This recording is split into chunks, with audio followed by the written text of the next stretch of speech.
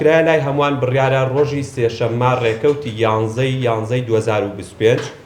هەڵبژاردننی خولی شەشەمی پەرلەمانی عێراق لەسەر تاسەری عێراق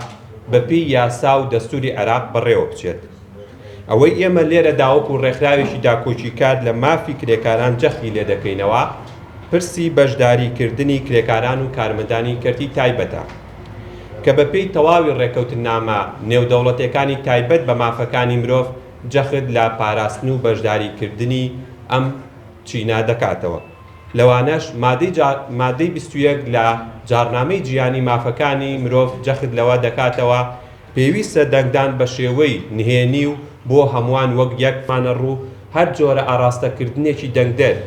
فشارکردنێک بەهۆی ئەوەی کە بژێوی و ژیانی لای کۆمپانیایەکە یاخود لای خاوەنکارێکە یاخود